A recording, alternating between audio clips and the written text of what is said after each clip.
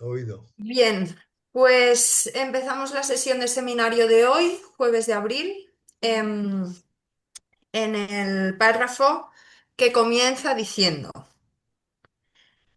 esta es una cuestión que ya hemos visto al analizar la democracia burguesa. Marx ha demostrado en las constituciones de la Revolución Francesa cómo el hombre debió ser definido como límite de la libertad del hombre. Dice, el derecho humano de libertad no se basa en la unión del hombre con el hombre, sino por el contrario en la separación. El derecho del individuo delimitado, limitado a sí mismo. La sociedad burguesa hace que todo hombre encuentre en el otro hombre no la realización, sino más bien la limitación de su libertad. ¿Eso es lo que tenéis vosotros? No. ¿Todos? Yo tengo, es una cuestión por nosotros ya analizada la democracia burguesa. La base económica de esta relación humana universal ha sido puesta en luz, o sea, alumbrada por Marx ya en el Manifiesto Comunista, donde a propósito de la praxis de la burguesía como clase dominante, praxis obligatoriamente producida por la economía capitalista, se dice, esto no te lo tenéis, ¿verdad? No, no, no, no. Se dice, punto.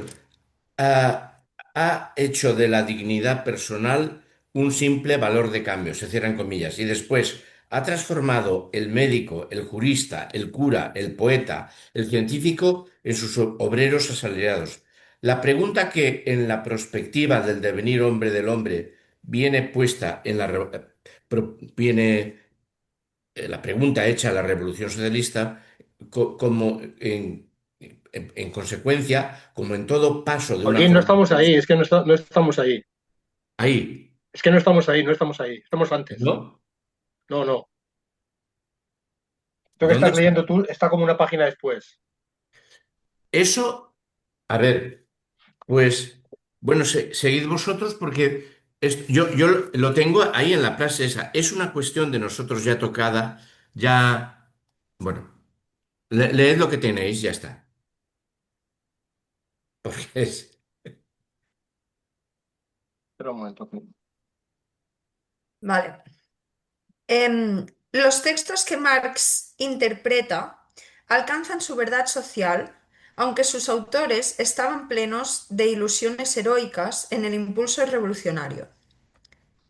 Para un juicio justo, es necesario no olvidar que el gran pionero y precursor Hobbes definió este estado como Homo homini lupus, que el marqués de Sade, redescubierto como pensador por la burguesía moderna, describe también al acto sexual no como algo en lo cual se realiza una actividad común entre las personas, donde surge siempre una relación de colaboración, sino como algo donde para el hombre la mujer no representa más que su objeto de placer, cuya participación, sentimientos, reacciones, etcétera, para él son totalmente indiferentes.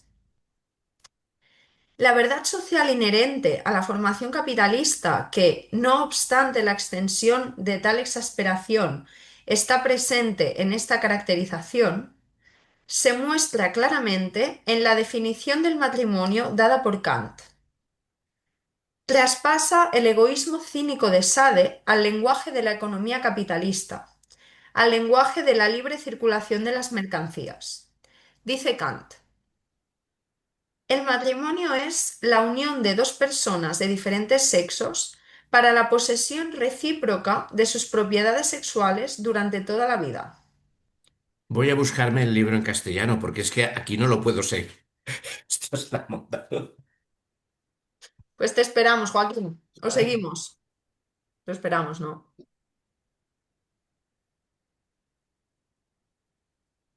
Bueno, simplemente comento si queréis algo mientras tanto. El tema de la verdad social, ese concepto que se introduce en, no sé si en las primeras líneas, creo que está muy bien. Eso es una noción que no sé en qué, bueno, es decir, que posteriormente en el ámbito de los sociólogos de, no sé cómo decirlo, se ha puesto muy presente, ¿no? El tema de la verdad social, ¿no? Es decir, está muy bien.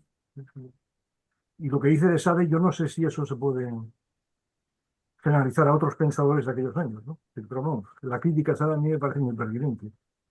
Y si Kant dice lo que él dijo, la verdad es que Kant se lució. Sí. Adelante, adelante. Esta es una cuestión que ya hemos visto en analizar la democracia burguesa. Pues ahí está. Bueno,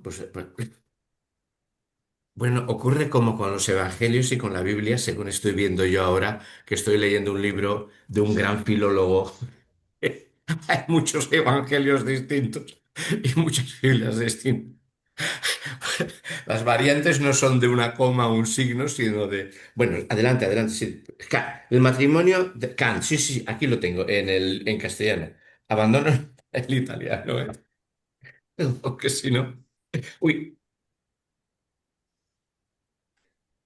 Con esta referencia a las relaciones matrimoniales y sexuales entre las personas, no intentamos de ninguna manera, como está hoy de moda, poner el acento objetivo en el interés de tal cuestión, sino solo indicar que la afirmación fundamental de Marx, formulada a propósito de la estructura socio-humana básica del capitalismo, tiene una validez socio-universal para toda práctica humana.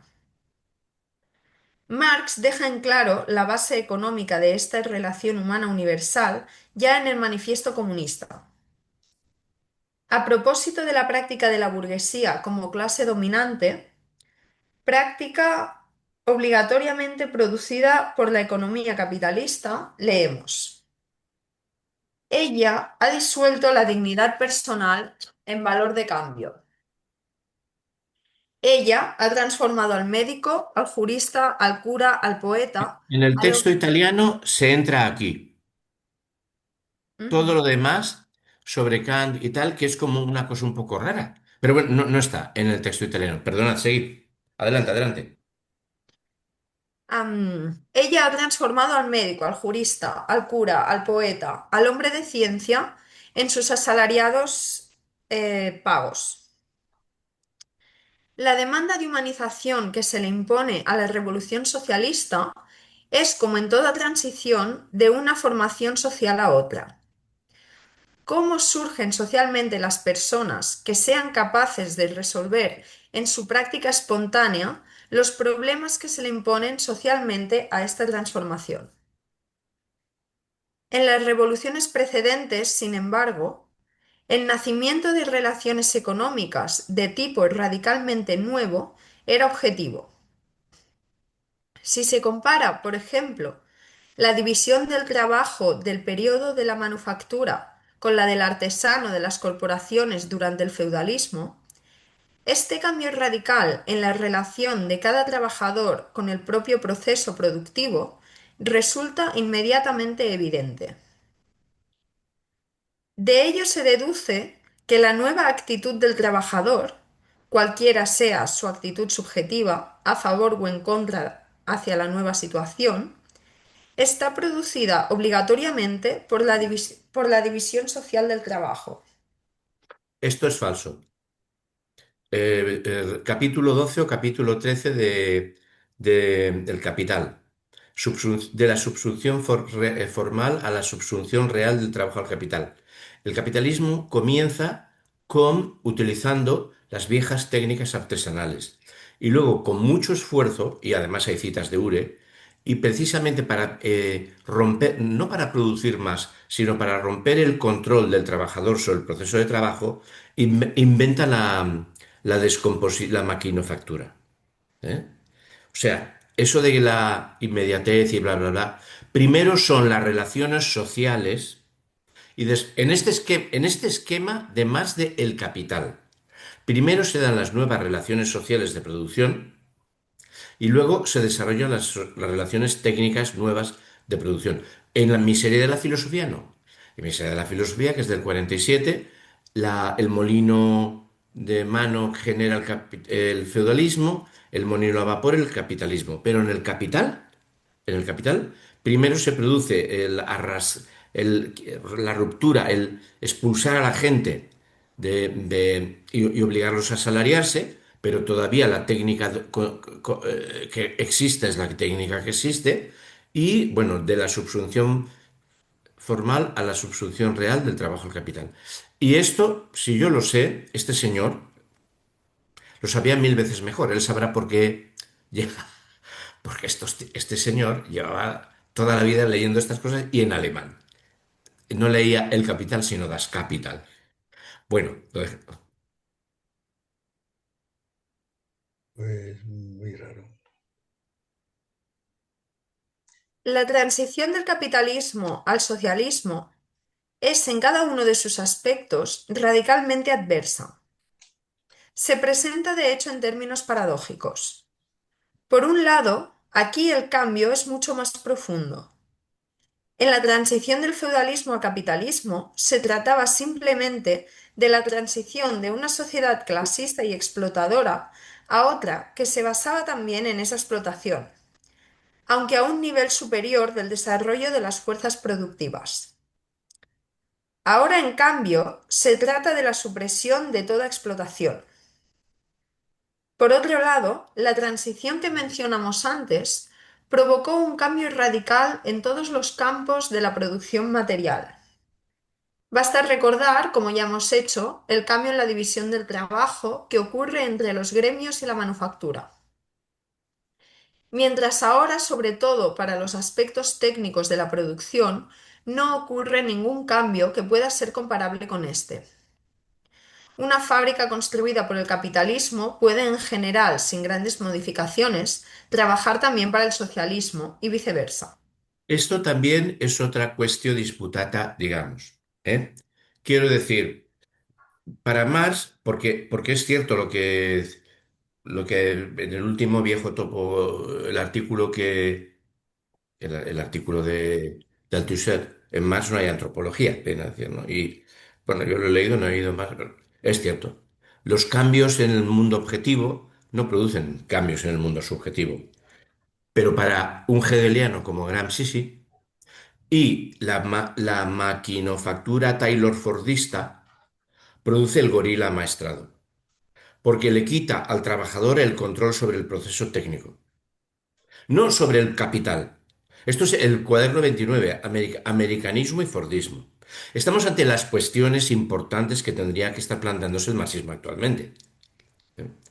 Pero esto ocurre, o sea, para Gramsci, la cadena Taylor-Fordista, que descompone el trabajo en fases, le arrebata el control y puede meter en el proceso de Taylor-Fordismo a cualquier analfabeto y es funcional, produce un trabajador muy productivo, muy autodisciplinado, que lo único que puede es pedir más consumo porque tiene todavía mil veces menos control sobre el proceso productivo que los obreros anteriores, los que él conoció en los consejos de fábrica, ¿no?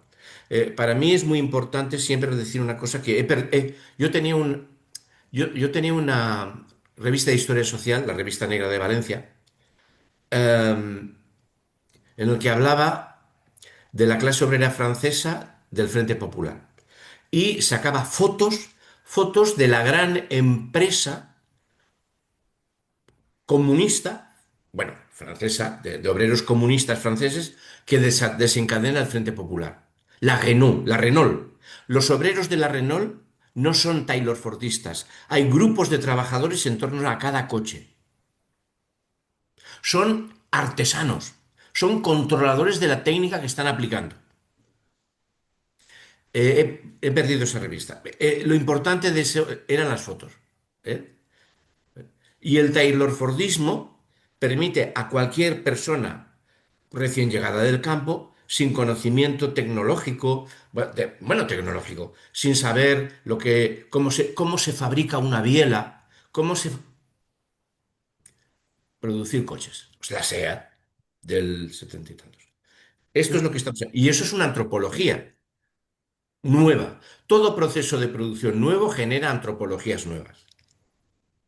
Bueno, esto, digamos, sería, digamos, la línea Gramsci. O otra línea, es lo mismo. No pretendo, no pretendo, o sea, ya basta de ponerle, de tener que encomendarse a un santo para avalar un argumento, ¿no?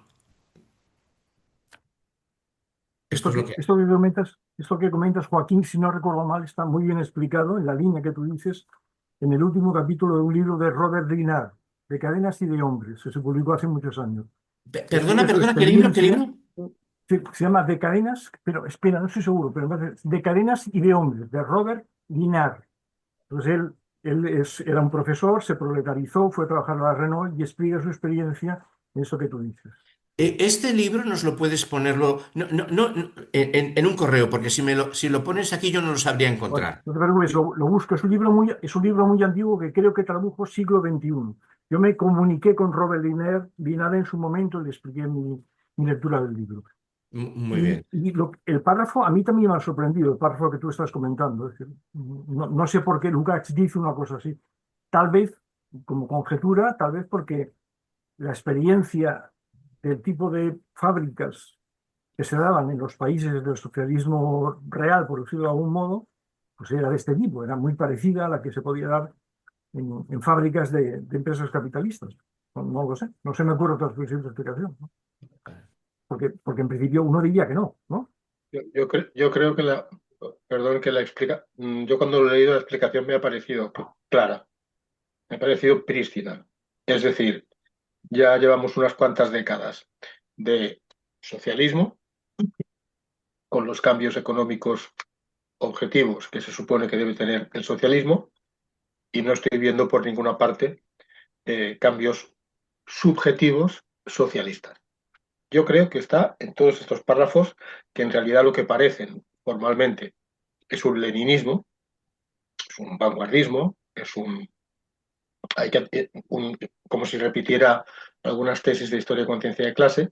En realidad, yo la impresión subjetiva, eh, psicológica que percibo es que sí, sí, llevamos ya desde el 17 o desde los años 20 con las relaciones de producción social, las relaciones económicas transformadas, con las relaciones de propiedad transformadas, pero no veo mucho hombre nuevo, no veo mucho tal. Entonces yo creo que yo ahora digo sinceramente que es de una impresión, ¿eh? No pretendo analizar seriamente, analíticamente no pretendo, pero esta es la impresión que yo he recibido al leerlo. O sea, la impresión emocional que me causa, la impresión que me causa, o sea, la interpretación psíquica que hago del individuo que escribe estas cosas. Yo Porque, creo que es esa la tesis, ¿eh? Porque al final él acaba diciendo eso, o sea, el libro acaba, que ha habido, que falta y no hay punto para decir que el hombre, que tiene que hacer un cambio el ser humano y que a pesar de las condiciones no se ha hecho, es como una frustración, vaya. Y bueno, al final Si fuera hay que así, crear ese cambio. si fuera así, el asunto no es de estalinismo, porque eso es un aparato burocrático. Y si fuera así, la China va a una antropología capitalista civilizatoria. O sea, para situar problemas distintos, ¿no? Que se me ocurren sobre la marcha, ¿no?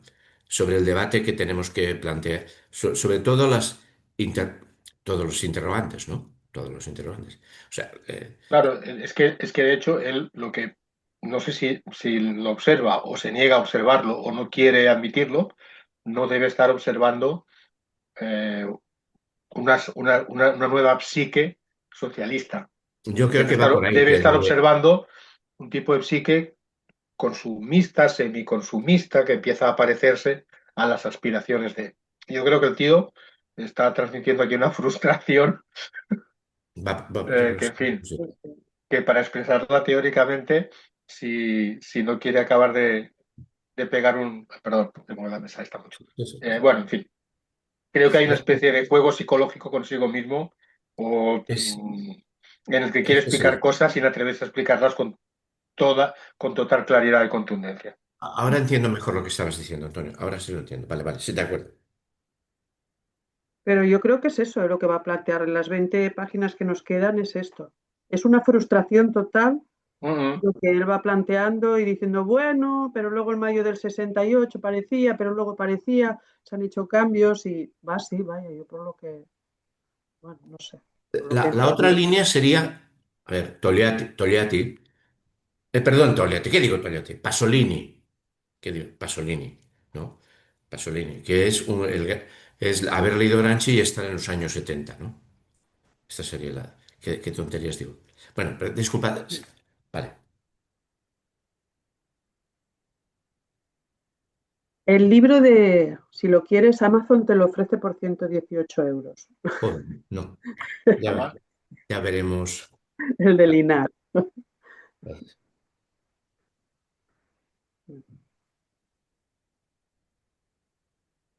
O sea, ay, perdona, Dani. No, no, no, di, En Antonio. resumen, Joaquín, yo tengo la sensación de que, y por otras lecturas, que este individuo sabe perfectamente qué es lo que va primero. Y sabe que no van primero las transformaciones materiales, económicas de las relaciones de propiedad. Que hay que construir un tipo de vida nueva, diferente, unas relaciones sociales, que van primero las relaciones sociales.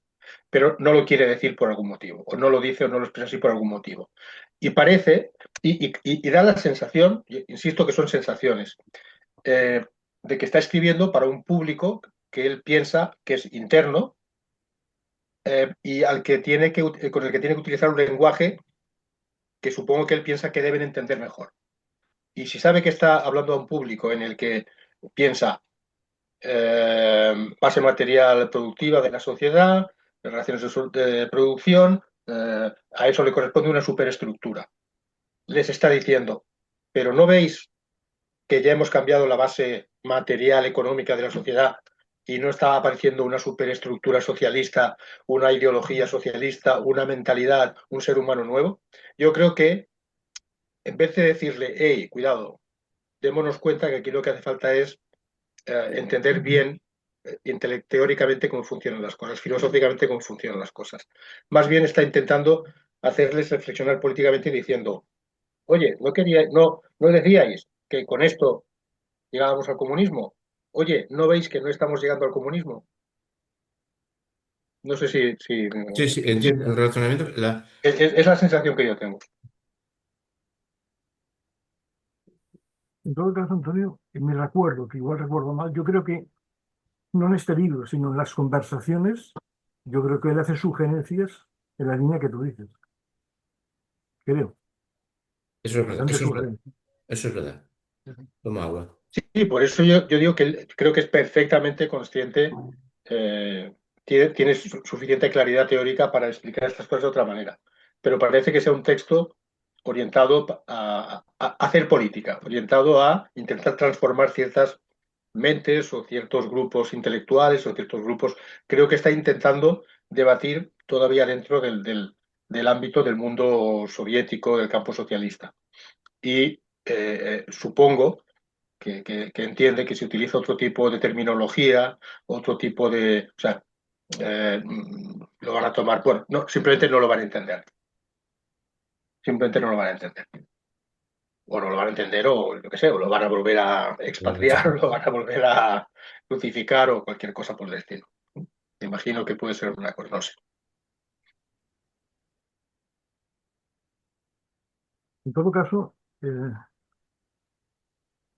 tocando el tema del ser humano nuevo, o del hombre nuevo, como queramos decirlo, y sin teorizar, ahora pienso en, no sé, en pequeñas visitas o incluso también en lecturas. Yo creo que no fue generalizado el surgimiento de ese ser humano con nuevos valores, pero yo creo que en algunos países, no sabría decir cuáles exactamente, de lo que llamábamos Europa del Este, juntamente con otros países posteriormente como Cuba o Nicaragua, incluso en Portugal en algunos momentos, yo creo que sí que hubo agrupaciones humanas que se movían con otros valores y con otras finalidades.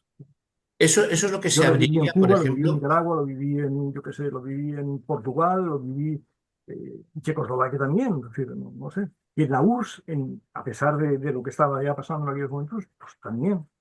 Había gente que no eran, no sé, epsilones capitalistas, ¿no? No es- Bueno, eso es lo que se abre en la vida, la posibilidad de generar en la vida cotidiana control de la vida. cotidiana, que la vida cotidiana es mucho más que solamente la producción, ¿no? O sea, se podría abrir tejido social en conflicto, ¿no? Que es lo que había antes de la destrucción de la vida cotidiana. Esto ya es Lucas, ¿no? Donde, la penetración, la disgregación del tejido social de la vida cotidiana por el capitalismo del consumo. Es decir, la clase obrera no era una función capitalista. La llamada clase obrera era el tejido cultural autónomo procedente de la autonomía cultural anterior, que chocaba con el capitalismo. Eh, esto eh, trabajos. Hay un libro muy bonito, no me acuerdo, sobre el comunismo. Hay un libro de los años 90 de una tesis doctoral francesa, que habla de la clase obrera comunista, babubista, de 1840. La clase obrera que se hace comunista. La clase obrera que dice, yo soy... Porque el comunismo es francés, ¿no? Dice, era la clase obrera artesana, que controlaba el proceso productivo. El Y no libro, solamente eso, el sino de que eran... Sewell, el de Sewell, quieres decir, el libro de No, no, Sewell. otro. El de Exhibel va muy en esta línea, pero era... Os lo buscaré luego, porque lo tengo el libro.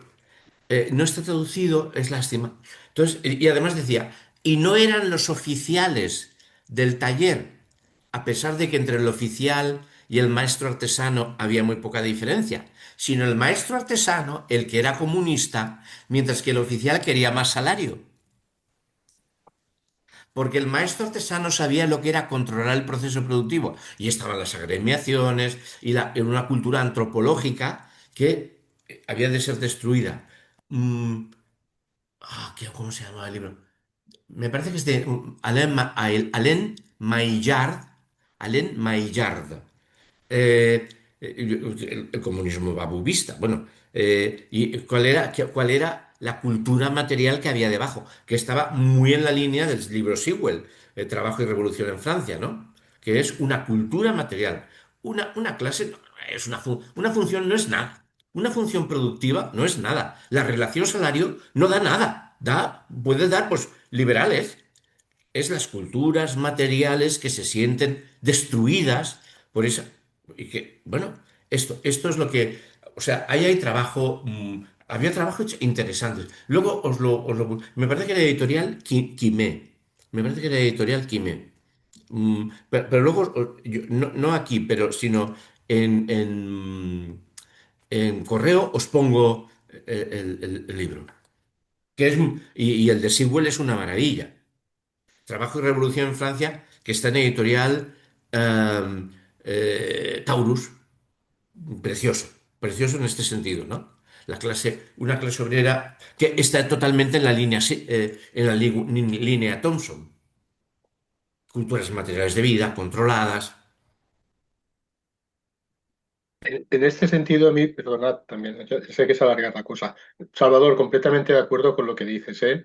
Y yo, de manera más directa, digamos, la referencia más directa a haber observado a lo largo de décadas ese cambio, en este caso, en un sentido negativo, es con la gente cubana que he podido ir tratando.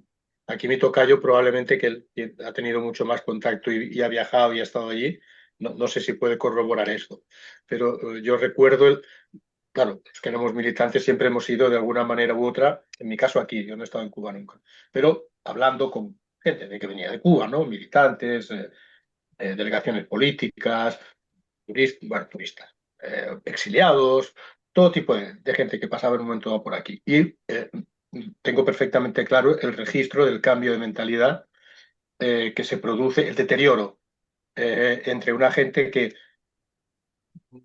no se trata de purez, de idealizar nada, pero sí creía perfectamente en muchas de las cosas que se había visto implicadas, como la alfabetización, como el trabajo voluntario, como el sentirse parte del progreso económico de un país, de un progreso económico en el sentido de dar dignidad, de acabar con el hambre, de ciertos niveles de igualdad. Y de la misma manera, cuando toda la situación internacional se vuelve absolutamente adversa, y entonces se impone la dura lucha por la supervivencia, los cubanos se han ido convirtiendo, en mi opinión y según mi registro personal, exclusivamente personal, cada vez más en una gente absolutamente convencida de que es el capitalismo y es el capitalismo y no hay otra, de manera mayoritaria. Esta es mi impresión. Y no quiero decir con esto que no sigue quedando alguna gente, pero el registro mío, personal, de toda la gente de los cubanos que he ido tratando aquí, es este, ¿no? Y esas circunstancias les han hecho y he conocido. Pero luego recuerdo una cosa que me impactó mucho una vez, en un documental inglés sobre la Segunda Guerra Mundial, sobre el momento ya de la victoria sobre los nazis y la victoria laborista, la derrota de Churchill, ¿no? Churchill ha dirigido la guerra, ha ido no sé qué, y es derrotado. Y llegan los laboristas. Y hay un documental, no recuerdo de quién, no es de Ken Loach, muy bien, algún inglés progre de estos.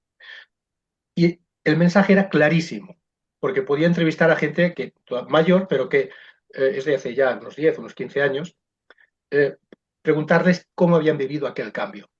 Y ellos decían, varios, y lo expresaban de una manera muy clara. Habíamos resistido los bombardeos, habíamos ido a la guerra, habíamos luchado en el frente, habíamos producido, habíamos mantenido la producción en las fábricas y fuimos conscientes de que ese esfuerzo lo habíamos hecho nosotros, las masas de trabajadores, los ciudadanos, con nuestra decisión de resistir y de aguantar aquello. Dice, si éramos capaces de hacer eso, ¿cómo no iba a ser posible cambiar el mundo que habíamos vivido antes?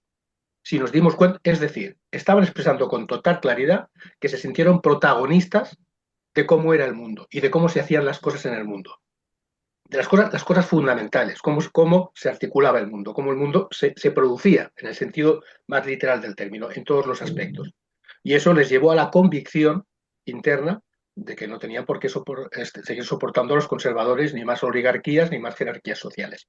Y si en aquel momento pues el grado de conciencia llevaba simplemente como para pensar que lo que tocaba era un gobierno laborista, pues llegó el gobierno laborista y hizo esas grandes conquistas sociales, el desempleo, el Sistema Nacional de Seguridad Social británico, la educación, etc., etc., etc.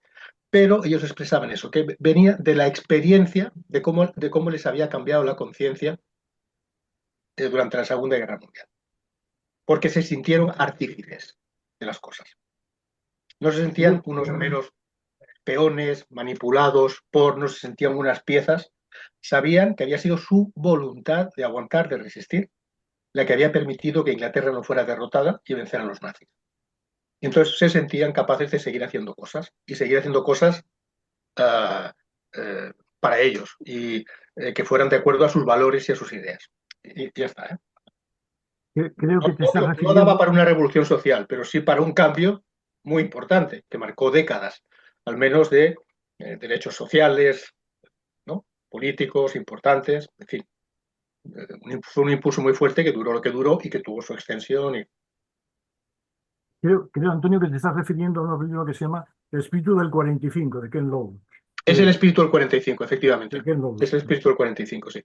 Y Sí, con exacto. respecto a lo que has comentado antes yo coincido con lo que dices, es decir, que no hay nada que añadir a lo que has dicho, ¿no? Con respecto al tema de Cuba, yo te puedo decir simplemente que yo conozco a muy pocos cubanos, conozco 4 o 5 personas, y los que yo conozco, que estuvieron muy implicados ya en los primeros años de la revolución y en la misma revolución, siguen siendo para mí gente admirable, gente roja, gente humanamente admirable, gente entregada, gente solidaria, que ahorran todo lo que puede, llevan medicamentos a Cuba, apoyan todo lo que pueden a la gente, etcétera, etcétera. Es lo que te puedo comentar. Pero es una impresión personal y de poca gente, no te puedo decir más. Yo conozco bastante, en la profesión tengo muchos colegas cubanos, hay muchísimos, que han huido del país de manera masiva porque se mueren de hambre y tienen que mantener a sus familias. Y conozco tanto a gente que muy del régimen como gente que no necesariamente lo habían sido. El hecho es que los más adictos al régimen, es decir, los más implicados, los que tienen ahí todavía, por ejemplo, a sus padres viviendo, porque no los han podido traer para aquí o por lo que fuera, que sus padres siguen defendiendo el socialismo, siguen creyendo en la revolución, la visión de esta gente de cuarentones, cuarentones, cincuentones, es absolutamente desencantada. absolutamente y totalmente desencantada. Y lo digo con esta rotundidad porque me descompone, o sea, me rompe por dentro cuando me lo explican. Cuando me lo explica gente que veo que no son unos gusanos, que no son unos comemierdas, que es gente que ha estado implicada, que ha estado en el ejército, que ha sido voluntario de 1000 cosas y no tienen ninguna fe en lo que va a desembocar aquello, en lo que pueda pasar con el socialismo en Cuba. Y esto me lo dicen, si me lo dijeran, todo tipo de individuos, pero me lo dicen gente que eso. Y me dicen lo siguiente, muchos de ellos es una cosa que produce una pena enorme. Muchos de ellos, que son profesionales, ¿no? Claro, se han venido aquí, están en una buena situación, pueden enviar dinero suficiente, más que suficiente, para mantener a sus familias. Dicen, sí, dice, y varios de ellos me lo han dicho. Dice, conseguimos mantener en nuestros padres la ilusión de que aquello todavía funciona y de que aquello todavía se puede salvar. No, están comiendo porque nosotros les enviamos dinero. Pero comiendo, me refiero, comiendo. O pudiendo tomar un antibiótico, pudiendo tomar una medicación, cosas así. Claro, contra eso, contra ese grado de destrucción, en un país que ha sido digno, en un país que no viene del neolítico, es difícil, ¿no? Es difícil, es muy difícil mantener. Pero claro, también insisto, igual que tú dices, El Salvador, que cada uno tiene su estadística, que es lo que conoce directamente, ni soy un estudioso, ni he estado en Cuba además, o sea, no. Bueno, Yo hablo de gente mayor que tiene en torno a 80 años. Cuba es un caso muy, muy característico y especial. Yo lo visité por primera vez hace 45 años y he ido viendo más o menos su evolución. Lo que dice Antonio de toda la gente que sale, la mayoría, es la real, es la real. Pero no se conoce lo que hay allí y aún existe una minoría posiblemente, hay gente joven también que aún sigue por ese criterio. Yo he conocido mayores que han tenido que salir a hacer un poco de dinero cuando en los años de que se quedaron solos, el periodo especial, que fue aquella una catástrofe que no sé qué sociedad hubiese aguantado, y cuando pudieron tener un poquito han vuelto allí y siguen viviendo como pueden y siguen. Evidentemente es un pequeño país contra el mundo, ¿no? Entonces, a mí siempre me ha sorprendido porque yo no sabía esa resistencia lo vi incluso en la Nicaragua de los 80. Vi algo de eso, algo. Aquello en los 90 se fue deformando totalmente. Pero en Cuba sigo yendo y sigue existiendo ese sentido. Evidentemente, la mayoría, claro, un licenciado en cualquier especialidad que se tenga que poner con su carro, si lo tiene, a hacer de taxi porque para poder tener un estatus mínimo de su gente y de sus hijos, pues bueno, la lucha de la vida. Pero yo creo que con el tiempo puede que alguien analice lo que ha significado Cuba. Yo cada vez lo veo más claro. No le tenía excesivo endiosado como allí había lo de Fidel, y analizando su historia hay que entender que si eso se ha dado y se ha dado es gracias no solo a Fidel, pero a gente como él. Y realmente él tuvo la visión lúcida de hacer una transición tan fuerte y tan arraigada, que sigue estando arraigada, no en todo, evidentemente. Pero es que yo pensaba que cuando el periodo especial de los 90, en el 91, del 91 hasta el 97, que aquello es que no entendía cómo seguir allí. Pero claro, ves cosas como cuando Fidel sale la gente a protestar y salió allí delante y calmó a la gente después de dar una de sus charlas. ¿Eso por qué se da? Y otra cosa, un cubano, esté donde esté, los que yo conozco, siguen siendo cubanos. El sentimiento nacionalista es muy fuerte. Y evidentemente bastante sufrirán por tener medios que allí no pueden tener. Pero claro, en no tener esos medios hay gente que está allí y vive lo más de a gusto, ¿eh? Claro, evidentemente nos vamos ya a edades, como ha dicho Salvador, ¿eh? Edades de 70 para arriba, ¿eh? Que son los que yo más conozco, de 70 para arriba. Pero también hay gente joven, no creas que no como aquella que había en los años 80, pero en fin, sigamos, creo que vamos a con lo que estamos haciendo.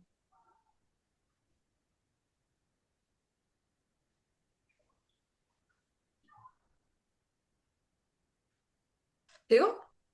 ¿Seguimos? Venga.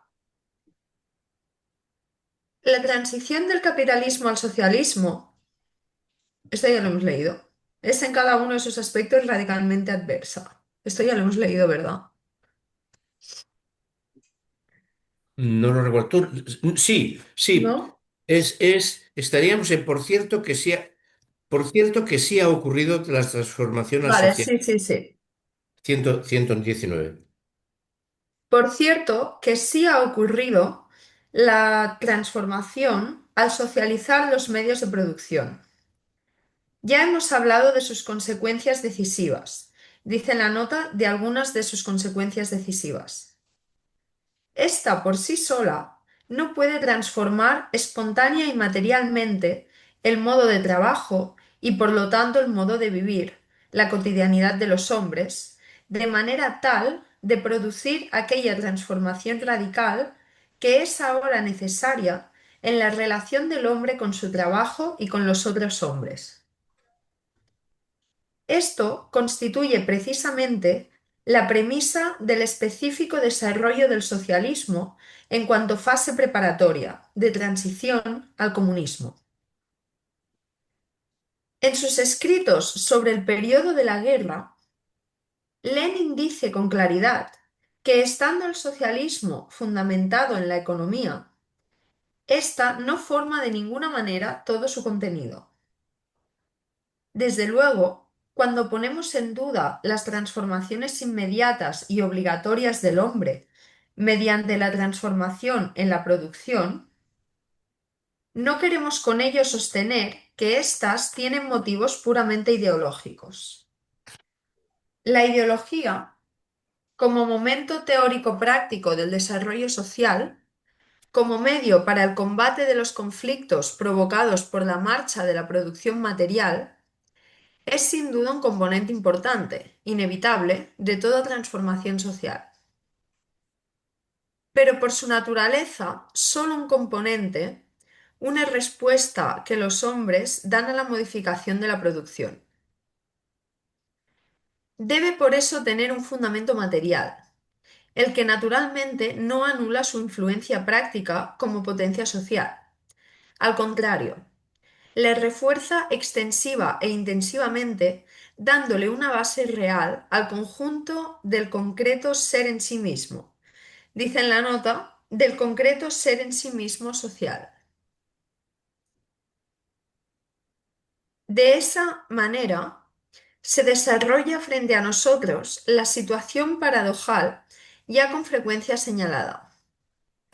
La producción material, naturalmente no sin la mediación de las respuestas ideológicas a ella, no puede también en este caso dejar de producir la transformación de los hombres, su transformación en adecuados portadores de la formación nueva.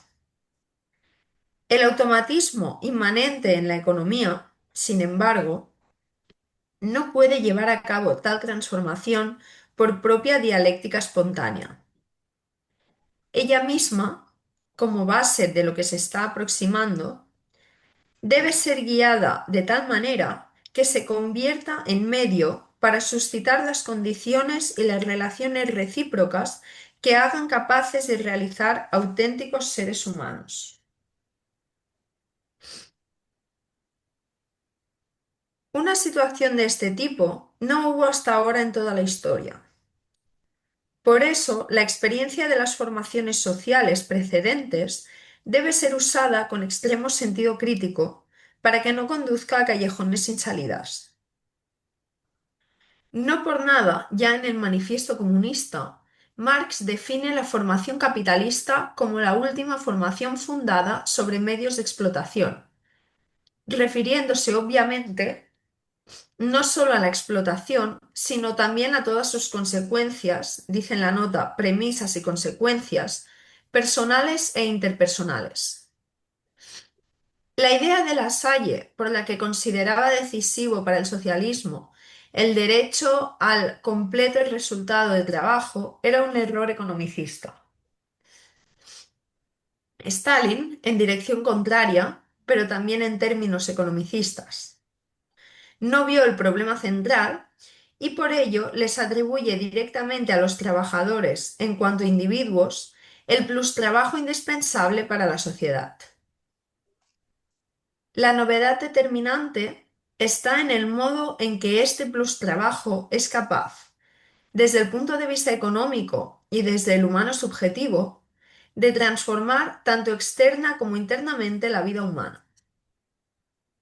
Repitiendo lo que ya hemos dicho, la llamada humanización de las condiciones de trabajo que aparece en el capitalismo actual es el medio a través del cual los hombres se adaptan a los modos de trabajo existentes o nuevos para intensificar la explotación o simplemente para que su ejecución sea más fluida. Aquí, al contrario, se trata de adaptar el modo de trabajo a la esencia correcta del hombre, a su dignidad humana, a su capacidad de desarrollo. Es decir, un condicionamiento, incluso una reestructuración del proceso económico mismo en cuanto tal, pero con objetivos reales, materialmente realizables, que en su esencia no son más meras categorías económicas. A ver, yo volviendo a lo de atrás, una sobreabundancia de producción, no sé si sobreabundancia de producción es lo mismo que plus trabajo, porque eso indica, bueno, es lo mismo. El plus trabajo puede estar acumulado en los ricos, pero bueno, es lo mismo. Una sobreabundancia de producción genera las condiciones antropológicas para el socialismo. Bueno, una sobreabundancia de producción produce una sociedad de consumo. No tiene por qué. O sea, genera necesidades nuevas de consumo. Cualquier cambio en la producción genera cambios antropológicos, pero no tienen por qué ser cambios, o sea, una sobreabundancia de producción no tiene por qué producir un cambio cualitativo. O sea, este es un problema, das großen Problemen, digamos, ¿no? Podemos seguir.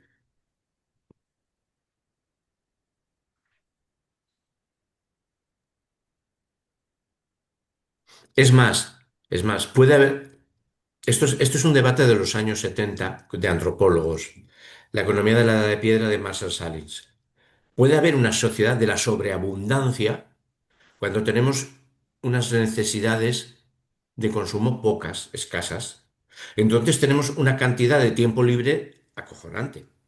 Mientras que si cada vez queremos tener más objetos, por mucho que produzcamos mucho más, siempre estaríamos agobiados produciendo.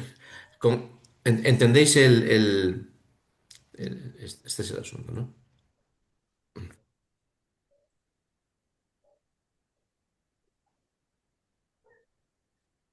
Es claro que tales objetivos son sólo posibles en una economía socialista planificada, donde debido a la socialización de todos los medios de producción, el proceso económico en cuanto tal recibe ya una dirección teleológica homogénea. Pero es igualmente claro que la mera dirección planificada, unitaria, de un proceso global económico no conduce de hecho a plantear y a realizar fines de este tipo. Puede, en el ámbito de las ventajas y de las debilidades que forman parte de su naturaleza, realizar mucho en el plano estrictamente económico, pero su propia dialéctica, inherente a ella, no puede por sí misma producir resultados de este tipo. Estos últimos deben encontrarse naturalmente en consecuencia con las exigencias de la producción para que sean realizables en la práctica. No se deducen de ella. Y dice en la nota, no se deducen directamente de ella. Como Lenin acostumbraba decir, deben ser trasladados desde afuera, desde el exterior de la producción inmediata. Y esta es precisamente... Fijaos qué giro interpretativo tan gordo a la noción de conciencia exterior. Porque Lenin hablaba de conciencia exterior, el partido era lo de fuera. No era la vida cotidiana exterior al proceso productivo, el fuera. ¿Eh? Eh, hacer una teología fina, pero teológica.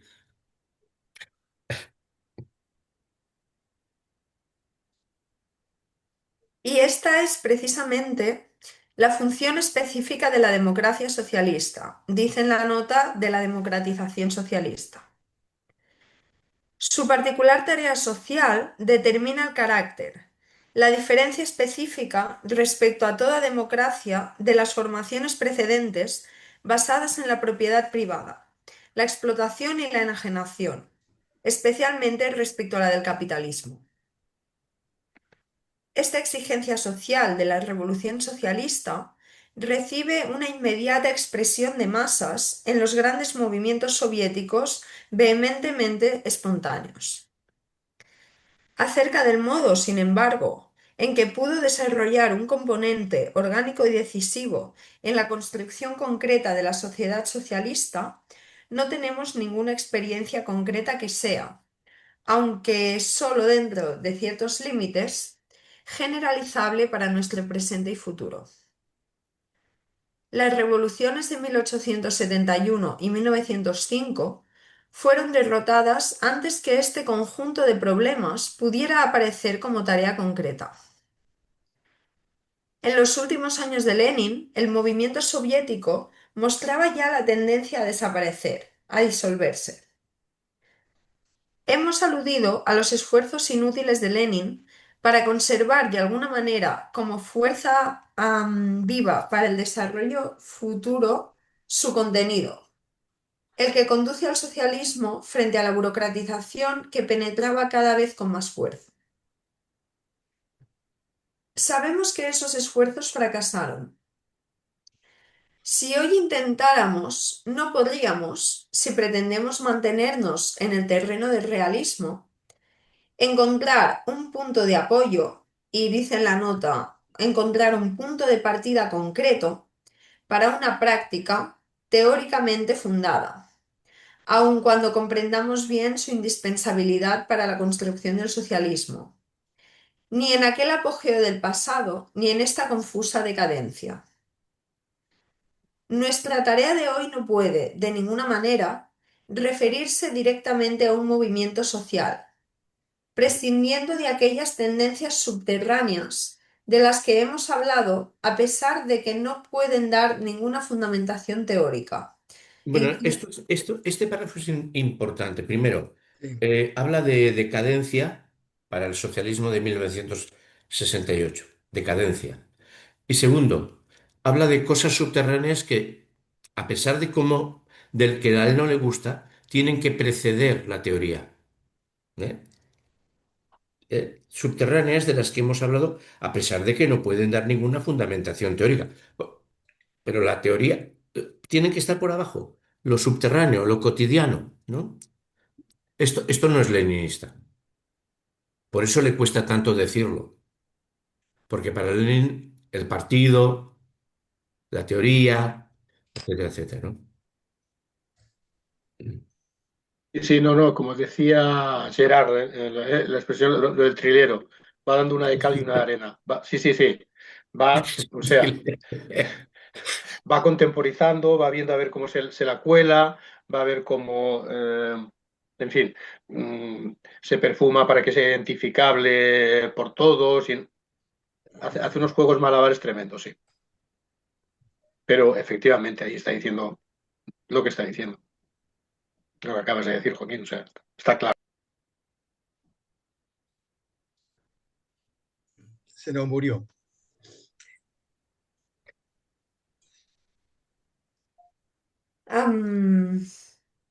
Pues eso, en fundamentación teórica, en la nota decía fundamentación teórica inmediata.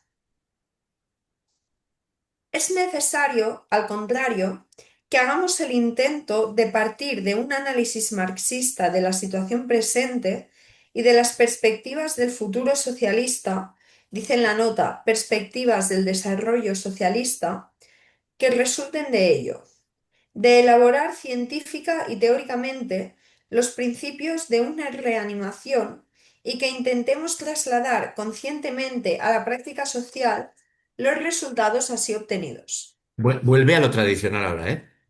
Pero fijaos que para él, o sea, un analítico le daría un capazo de bofetadas, porque cualquier analítico te dice que la ciencia no puede pronosticar el futuro. ¿Eh? O sea, y lo haría haciéndole sangre y yo diría, sí, señor analítico, tiene usted razón. La ciencia analiza lo existente y lo existente siempre es autorreproductivo, porque, perdona, tienes cerrado, Salvador. No, que simplemente te comentaba que, según la concepción de muchos filósofos de la ciencia, predice, ¿eh? Que puede predecir la ciencia. En el ámbito de las ciencias sociales no digo, en general sí puede predecir. Cuando las condiciones se reproducen, la prognosis es buena. Es decir, en condiciones de acumulación capitalista de capital financiero, es previsible en el momento en que se produce una contradicción, como en aquello, ante una contradicción se puede producir cualquier cosa. Era la frase. O sea, en cuanto se produce un salto, la ciencia sabe que... Bueno, pero simplemente el matiz es ese, que yo creo que desde el punto de vista de algunos filósofos de la ciencia, ellos lo que te comentarían que en el ámbito de las ciencias naturales sí que es posibilidad de hacer, sí que es posibilidad de hacer predicciones exitosas, o no, depende, puede haber errores, y que en el ámbito de las ciencias sociales, pues no sabría decir, no voy a decir ninguna tontería, pero creo que también algunos opinarían que se pueden hacer, eh, defender escenarios posibles en el futuro con menos seguridad. Creo que te podrían decir. No estoy seguro, pero creo que podrían decir.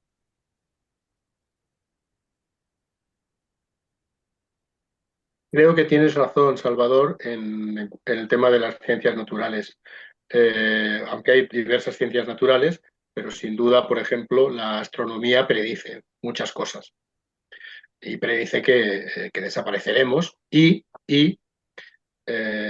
hasta el momento, siempre y cuando los conocimientos que tengamos hasta el momento presente no cambien mañana o pasado mañana, siempre y cuando la acumulación de experimentos que comprueban las hipótesis con las que hoy en día se entiende la astronomía, se entiende la creación del sistema solar, de las galaxias, su movimiento, su evolución, la composición del Sol, la evolución que eso va a tener, pues sabemos que tiene unos cuantos miles de millones de existencia, que nos acabará absorbiendo, que la Tierra desaparecerá, que bla, bla, bla, bla. Es decir, eso por supuesto que es una prognosis, pero además fina, finísima, por supuesto, siempre y cuando de aquí a unos años no haya algún tipo de experimento que empiece a descomponer o empiece a negar o empiece a contradecir los conocimientos o leyes sobre hasta ahora conocidas, pero sin duda alguna, sin duda alguna. Eso tiene, por poner un ejemplo muy claro, ¿no? La teoría de la relatividad, en fin, toda la física contemporánea, moderna, toda la astronomía que se basa en ella, por supuesto que sí, claro.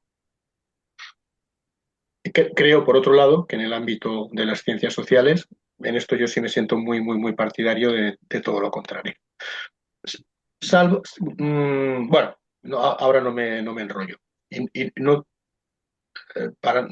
sin utilizar una expresión muy absoluta o sin utilizar eso que ya hemos discutido otras veces, que Joaquín ha explicado muy bien sobre la frónesis, sobre la capacidad de, en fin, de aquellos individuos más inspirados sobre el saber leer el presente, las posibilidades, las capacidades, tal. Pero eso creo que pero eso creo que es otra cosa, que no es o sea, que es un tipo de predicción que no tiene nada que ver, no tiene nada que ver con el proceder de las predicciones o de la prognosis que hace la ciencia natural. Creo que no tiene nada que, no es comparable.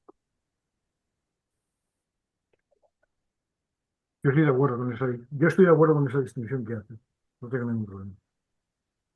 Voy a encender la luz, perdonad. Sí, sí, sí.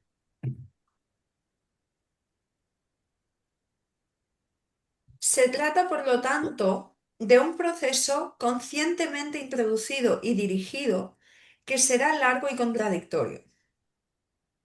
Por una parte, no debemos perder de vista la fecunda contradicción fundamental de esta situación, es decir, que deben ser incorporados en la economía factores activos que en sí no tienen un carácter económico, pero que están allí no para frenar este desarrollo, sino para promoverlo incluso en el plano estrictamente económico, en conformidad a las necesidades sociales de la situación dada. Por otra parte, dado que el proceso es largo, implica la necesidad de acordar ininterrumpidamente, por así decirlo, día tras día, la conciencia teórica adquirida del contenido social de su perspectiva, con el respectivo grado de desarrollo de la producción, con la exigencia económica de toda fase. Es esta la tarea de una política económica del socialismo fundamentada en el marxismo, sobre cuyos detalles un juicio apenas esbozado como el nuestro, que intenta simplemente poner en claro los datos de principio más elementales, no puede siquiera intentar acercarse. Mucho más importante es tener claridad sobre los fundamentos teóricos. En la famosa distinción entre espontaneidad y conciencia marxista, auténtica conciencia de clase, Lenin dice que esta última puede ser aportada al obrero solo de afuera, es decir, fuera de la lucha económica. La esfera desde la que puede ser creado ese conocimiento abarca la acción recíproca de todas las fuerzas sociales, es decir, la totalidad de la sociedad en su dinámica histórica.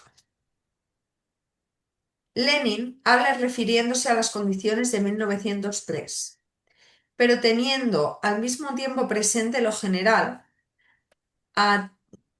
atinente a los principios, por lo tanto creemos tener derecho a citar solamente este contenido de su discurso y no el relativo a las circunstancias de entonces. Este método, que desea continuar con el método marxista, en tal situación prescribe imperativamente recurrir a ellos para una práctica correcta. Bueno, ahí queda, ¿no? O sea, el conocimiento teórico, el conocimiento teórico que viene de fuera, puede ser creado, ese conocimiento teórico, desde una esfera previa a ese conocimiento teórico. De acción recíproca, que abarca la totalidad de la sociedad. Una formulación muy extraña, ¿verdad?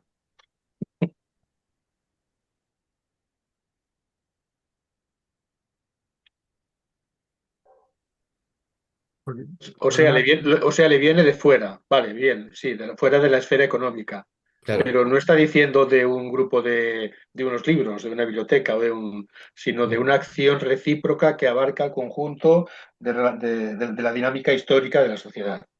que es la que crearía la conciencia teórica, la cual de intervenir. Bueno, Ese es el afuera que él está diciendo. esto Vale, otra vez estás intentando ahí meter... eh, es una circularidad. Es una circularidad, ¿no? De- donde ahora circularidad es un texto magnífico que le he leído a John Barton, Historia de la Biblia, en la cual explica cómo las interpretaciones de la Biblia parten de una regla inventada. Es un teólogo, ¿eh? Es un gran libro, ¿eh? O sea, primero creas la regla religiosa, luego interpretas los textos y ves que los textos te dicen lo que, o sea, fuerzas a los textos para que te digan lo que la regla religiosa has creado, con lo cual dices que los textos son auténticos, porque los textos auténticos te garantizan, te dicen que la regla que tú has creado es auténtica. Está bien, ¿no? Está muy bien eso.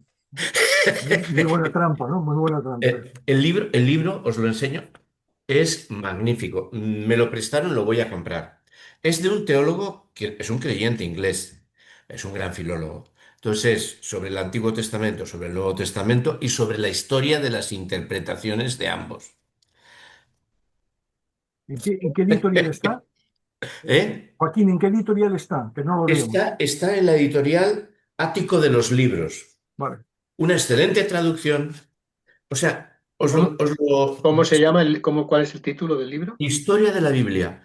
El libro es tremendo en su presencia porque tiene 800 páginas. Os puedo decir que es espléndido, claro. O sea, tanto que un libro de ochocientas páginas, una persona que no está... o sea, a mí me interesa mucho la Biblia, igual que me interesan otras muchas cosas, pero magnífico. Y además es que es una cruz. Es una cruz porque te encuentras con que te está contando todas las trampas que nos hacemos los marxistas. En la Biblia, en los que creen, ¿no? Cómo interpretan, cómo falsean, cómo retuercen, Él que es un creyente, ¿eh? Pero es un gran filólogo también. O sea, es admirable, ¿no? Es admirable. Ojalá tuviéramos nosotros a estas alturas una filología como la que estos tienen. Porque, o sea, ¿cómo se dicen? Bueno, constantemente le está diciendo y esto con mucha serenidad y esto la gente no lo comparte. O sea, claro, o sea, él sabe de los problemas que hay. Además, sitúa las intervenciones, bueno, todo, ¿no? Es un gran libro. Yo me lo estoy leyendo en un libro prestado, me lo voy a comprar. Me lo voy a comprar, ¿no? Tengo que devolverlo, tengo apuntes, me lo voy a comprar. Y lo importante, esos usos, o sea, o sea, eso, ¿no? La gran filología aplicada con rigor, a pesar de, bueno, sin pesar, él es un creyente, ¿no? O sea, él es un teólogo, creyente, de línea, es inglés y es anglicano. Cualquiera de nosotros puede compartir todo lo que dice. Bueno, cualquiera de nosotros entendiendo que yo soy ateo, ¿no? O sea, cualquier ateo filológico puede compartir todo lo que dice. Y si es marxista, sentirse crucificado.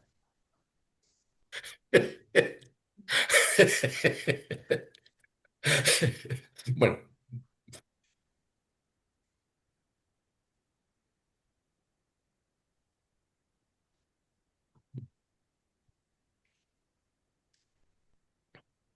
Digo, ¿eh?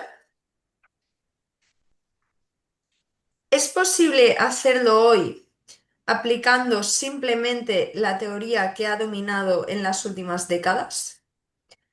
Ya hemos aludido al punto central de la teoría stalinista: poner de cabeza la relación jerárquica entre teoría del marxismo, estrategia y táctica, produciendo una distorsión en el conjunto del método marxista que hasta hoy no puede considerarse por ningún motivo ni superada ni corregida sustancialmente.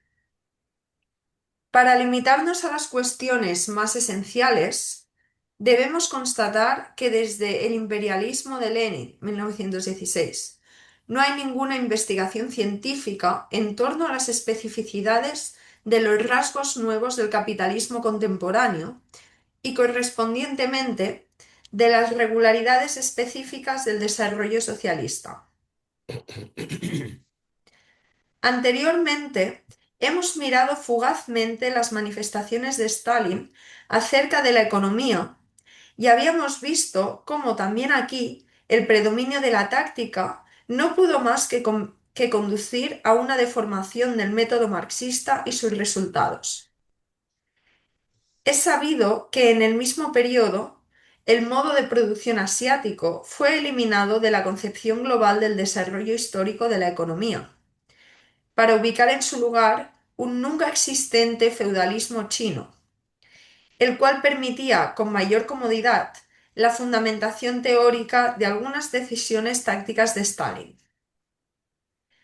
Se hizo imposible por décadas la investigación marxista en torno a hechos auténticos y a sus verdaderas relaciones en un campo muy importante. La prioridad metodológica de la táctica está también estrechamente ligada a la deformación, frecuentemente subrayada por nosotros, del método Permíteme, marxista-leninista. Aldara, permíteme un segundo. Es que a mí hay una cosa que me sorprende, que Lukács diga aquí, que lo dice antes en la línea, no recuerdo exactamente, pero lo busco, donde comenta, digamos, que desde el imperialismo de Lenin no ha habido más aportaciones al tema del desarrollo del Desde el Imperial, capitalismo, y sí. eso me parece sorprendente, ¿no? Que, no sé, Sí, sí, sí, por sí, poner un sí. ejemplo, pues no sé, pienso en Baran, pienso en Suisi, ¿no? O Y si En quiere, Magdorf, sí, sí, en sí. Rosa Luxemburg u otros autores, ¿no? Pero parece sorprendente que esto lo diga Lukács, ¿no? Bueno, yo creo que esto no es así, ¿no? ¿Me parece? Totalmente de acuerdo, sí, sí.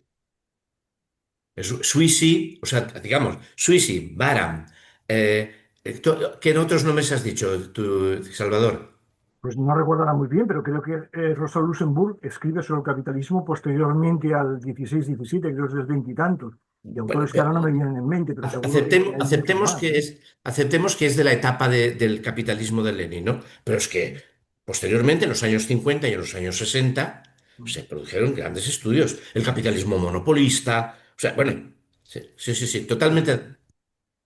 Creo que son expresiones de cara a la galería, absolutamente. No, esto puede responder también, no sé, a que tal vez este tipo, digamos, de obras, por lo que sea, no sé, igual digo un disparate, no llegaron al ámbito de la Ya, Europa socialista, es decir, no sé, puede ser, de los puede ser. países del este, no sé, es posible. Es decir, es posible que Lukács no supiera que Baran y Suisse en Norteamérica están haciendo cosas importantes o interesantes en líneas muy interesantes sobre estos temas. Pues sí, puede ser, no lo sé.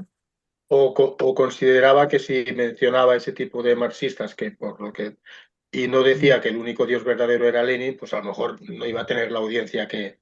Puede ser. A lo mejor estoy especulando muchísimo, intentando No, pero interpretar cuál podía ser la mentalidad que él podía pensar que tenía tenían las masas socialistas del Pacto de Varsovia. Pero a mí me viene inevitablemente este tipo de pensamiento a la cabeza, intentando interpretar por qué hace ese tipo de afirmaciones tan obviamente gratuitas, como has dicho, Salvador. O sea, de hecho, el concepto capitalismo monopolista de Estado había sido desarrollado por el Partido Comunista francés y es dudoso que él no tuviera conocimiento en los años 60, ¿eh? Y es dudoso que él no tuviera conocimiento, a ver, que era muy interesante, o sea, estos teóricos franceses que hoy en día no me acuerdo cuáles eran, ¿no? Es dudoso porque el Partido Comunista francés sí que tenía mucha entrada en el este, digamos, ¿no?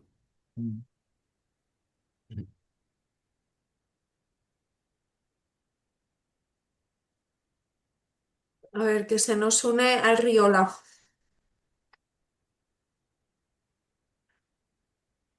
No sé si lo estoy haciendo bien, creo que sí. Ya tiene el... Ya está Dile hablando. que ya no son horas, que no admitimos ya que está la función.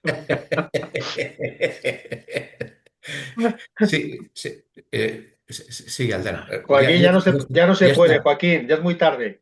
Ya se te ve. Sales dos veces, Joaquín Arriola. Por llegar tarde, así me duplico y cubro el tiempo completo. Muy bien. Ya sabes, quien llega tarde ni oye misa ni come carne. Bueno, vale. Disculpad. Vamos. Em, la prioridad metodológica de la táctica está también estrechamente ligada a la deformación, frecuentemente subrayada por nosotros, del método marxista-leninista. A través de ella, la situación social estaba permanentemente considerada como agudamente revolucionaria.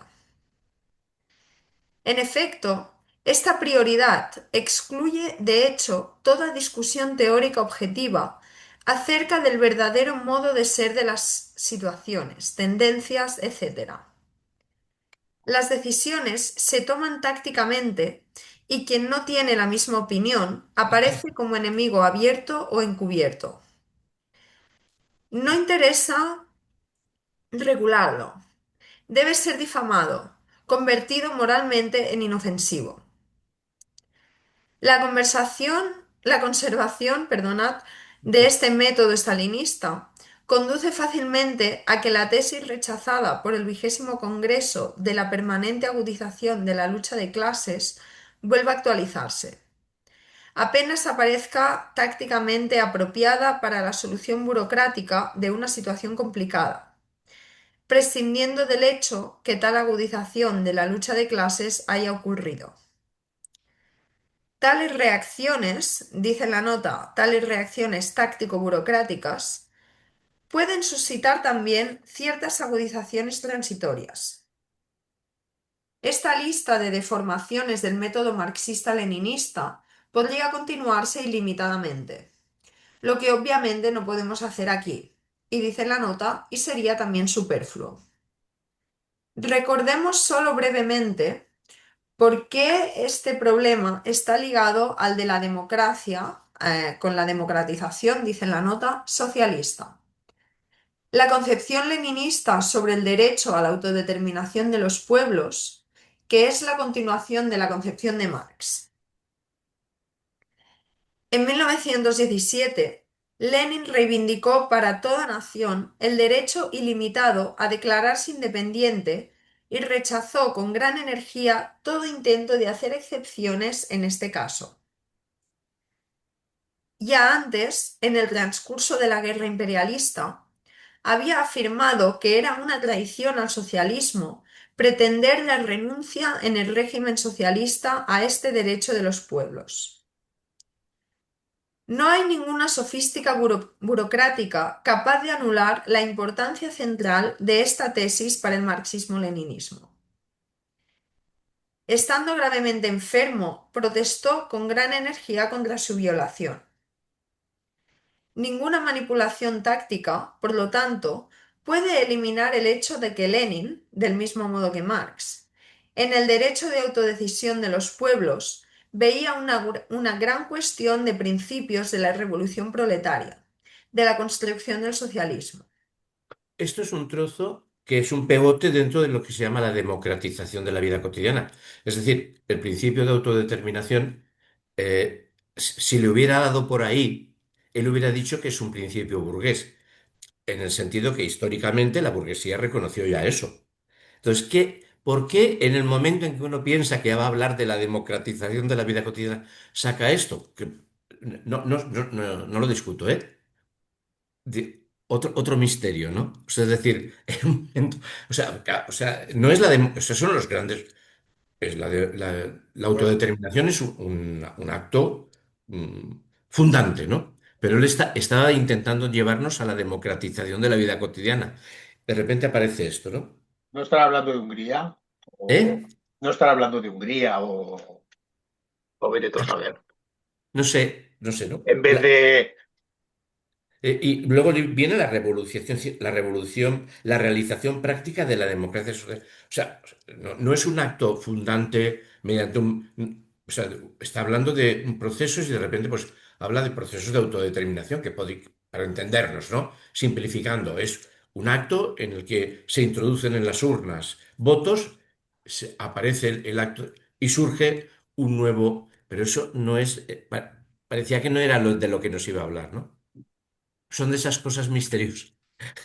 Igual que antes en el texto italiano lo de Kant no aparecía y lo del matrimonio no aparecía, que lo he tenido que dejar por eso el texto italiano.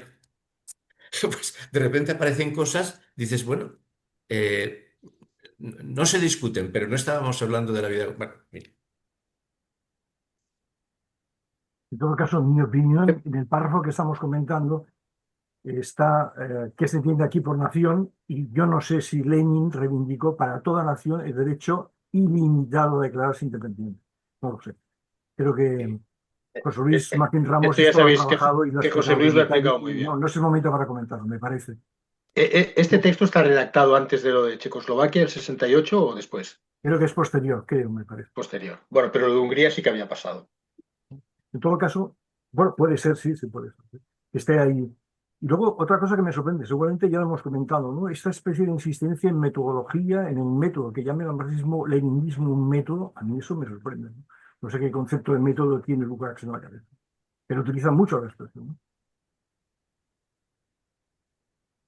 Para mí no es un método eso, ¿no? Al respecto, bueno, es uno de los...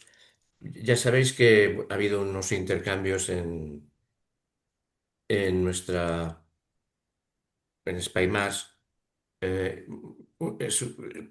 pronto, en cuanto pueda, entregaré un texto. Es un poco largo. Es uno de los temas que me interesa aclarar, ¿no?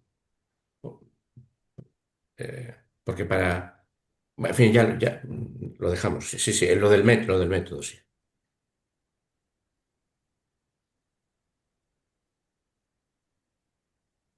La realización práctica de la democracia socialista presupone la restauración del método marxista, y no solo en sentido científico, histórico-filosófico.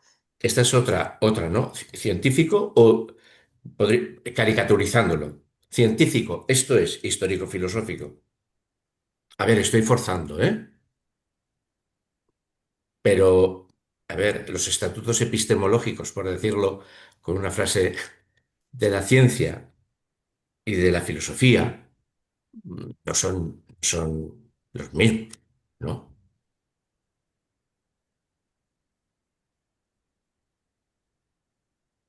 Al contrario, restablecerlo es una cuestión histórica de vida o muerte para el movimiento comunista, porque es imposible sin esto comprender los verdaderos problemas del presente correctamente, incluida su génesis histórica en el intervalo de tiempo hasta hoy no investigado. Bien, aquí yo lo que leo es, perdón, Aldana, que te interrumpo. O sea, yo lo que leo es, la frase que yo leo aquí es, la realización práctica de la democracia socialista es una cuestión histórica de vida o muerte para el movimiento comunista. Eso es lo que yo leo. Vale, Eso es lo podemos que yo estar de leo. acuerdo y podemos echar toda la ferretería Y aparte. yo creo que esto es lo que quiere decir, de verdad. Y Es todo verdad, lo otro, es verdad, es verdad. Es todo lo demás. de vida o muerte. Es que no De utiliza vida. cualquier clase de expresión. Sí, sí, sí, sí, Dice sí. de vida o muerte. Punto. Sí, La sí. democracia, democracia, democratización socialista. La democratización, sí, sí, sí, sí. Eso sí. Las perspectivas Perdona, auténticas, perdón, perdón. Antonio, que tu lectura está bien. No digo que no, Antonio, no te lo tomes como una contradicción, pero de hecho lo que dice no es eso. Él habla de método, ¿eh? Restablecerlo, él habla de método, ¿eh? Lo que él piensa que es una cuestión histórica de vida o muerte es el restablecimiento del método. Eso es lo que Sí, dice. sí, sí, sí. Por eso insisto que cuando digo yo lo que leo es, quiero Ah, decir, tengo vale. tengo la íntima mi interpretación, mi convicción Sí, íntima es sí, que lo que quiere realmente decir y ya. todo lo otro son concesiones a la manualística, al lenguaje de madera, como cuando entre comunistas utilizábamos la palabra dialéctica, pues cada tres frases, ¿no? Por ejemplo, había que decir alguna cosa por el estilo, porque era nuestro lenguaje, ¿no? Eran nuestros códigos internos con los que nos identifican. Pues muchas de estas cosas de este texto me suenan a eso, me suenan a eso. A lo mejor es que quiero ser muy optimista y quizás yo quiero, no, podría ser perfectamente, ¿eh? Lenguaje de madera es toda una frase.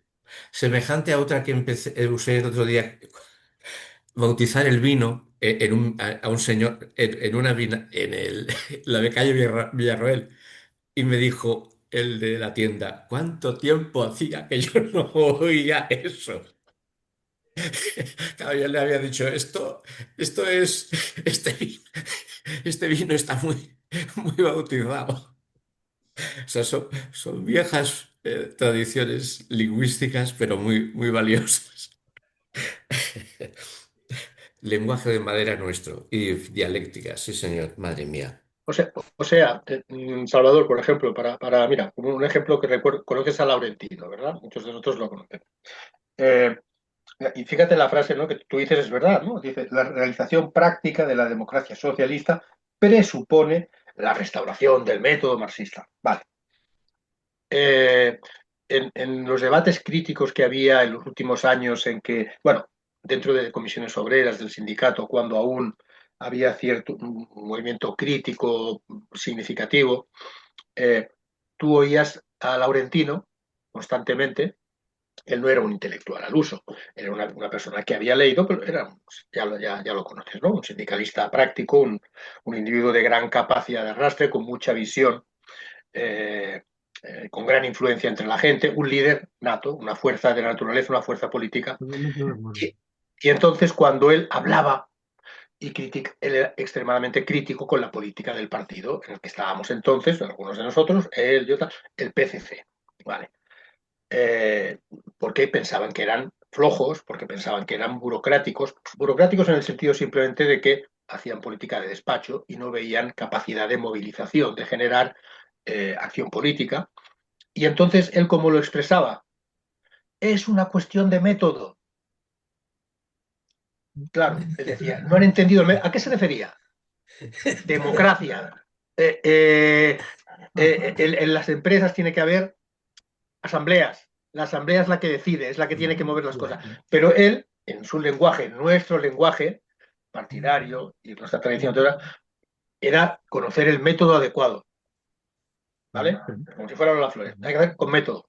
Con método, pues. Para que. Está bien tu referencia a Laurentino, al que yo quiero y admiro mucho. Pues siempre repetía, es un problema de método. ¿Método a qué se refería? No entienden que lo importante es el método democrático, el método participativo, el método en el que hay que juntar a la gente, en el método en el que hay que poner, lo primero es que lo que se decida entre todos, en movilizarlos, porque si no, aquí no hay política, ni vamos a... Yo lo decía literalmente, pero esto, si no se hace así, no vale ni para tomar por culo. Pam, pam, pam, pam. Para él, sin eso, la política no tenía sentido, ni era política, ni era sindicalismo, ni era comunismo, ni era revolución, ni nada de nada de nada.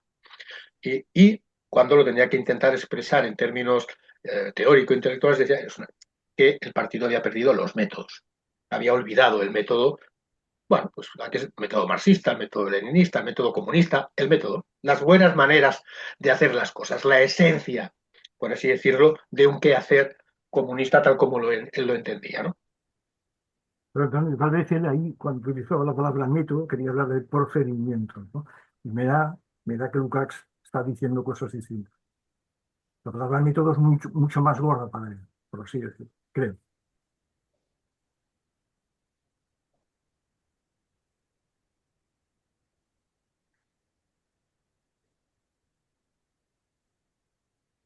Sigo, ¿eh?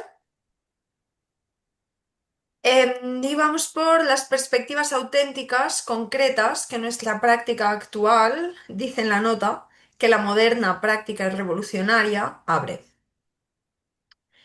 Esto, como es obvio, no puede ser la simple consecuencia de una deliberación única, incluso de una instancia declarada idealmente perfecta. Las omisiones, las confusiones, las deformaciones, etc., de décadas pueden solo eliminarse con un trabajo prolongado de investigación, con discusiones sobre los problemas de principio de la teoría, de la historia, etc. También esta ineludible necesidad es olvidada. Se habla, y no solo por parte del aparato, sino también de los críticos, dicen la nota determinados críticos, de pluralismo. Esto es engañoso. Pluralista puede ser la fundamentación de una manipulación de las ideas neopositivistas. El marxismo conoce para todo problema solo una respuesta. Dice en la nota, solo una respuesta correcta. Aquella conforme a la realidad objetiva.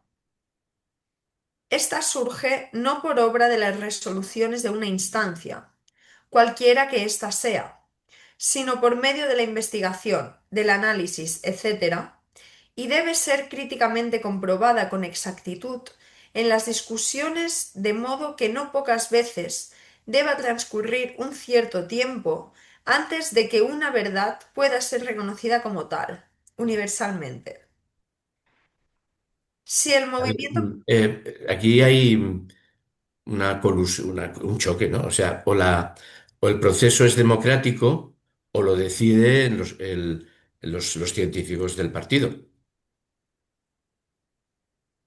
Pero las dos cosas no pueden ser.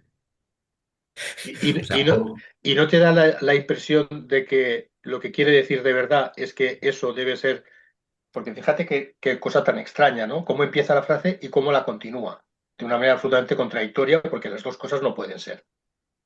las dos cosas no pueden Está ser. plagado, todo el texto está plagado de este tipo de argumentaciones, Sí. en las que yo creo que hay una cosa que es la que piensa de verdad y quiere decir, que es la segunda parte, en la que dice, bueno, y esto, bueno, imagínate, solo hay una sola verdad, pero cuidado, debe ser fruto no de una instancia, de una resolución. No puede ser fruto de una resolución, sino de una investigación que con el tiempo, que no sé qué, y solo el tiempo dirá cuál es. Coño, eso, pues no es lo que estás diciendo al principio de la frase, ni se, ¿no? Estás queriendo decir que es una cosa que será la realidad, será el movimiento, será bueno, este tipo de arreglos que va haciendo, ¿no? Durante todo el texto, Lo de la realidad objetiva. Bueno, entonces sí, sí. yo creo.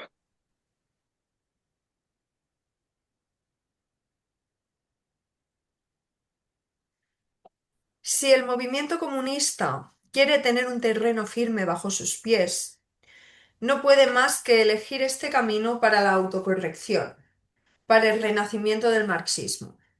Aldara, permíteme un comentario. Bueno, es un poco la nota que siempre digo, pero es que me parece sorprendente, ¿no? El párrafo que hemos leído, ¿no? Pluralista puede ser la fundamentación de una manipulación de las ideas neopositivistas. Yo sinceramente no entiendo esto. Pluralista puede ser el intento de dar solidez, justificación de una deformación interesada de las ideas neopositivistas. ¿Es esto qué quiere decir exactamente? A ver, Salvador, porque tú no sabes que las amplias masas son neopositivistas. Bueno, no, bueno, no sé, O pero sea, no sé. tenemos un nivelazo teórico en las amplias masas a la No sé, que altura el del pluralismo pueda ser neopositivismo. una deformación con mala intención, pero no de ideas neopositivistas, sino de cualquier tipo de ideas, pues O sí, sea, claro que es posible, si no hay problema, ¿no? Pero puede no ser. es una cuestión del neopositivismo, ¿no? Me parece, ¿no? El Bueno, neopositivismo es una perdona, que es una filosofía teórica nota muy emotiva. fuerte, un acto teórico filosófico muy determinado. Que aquí reparte, en fin.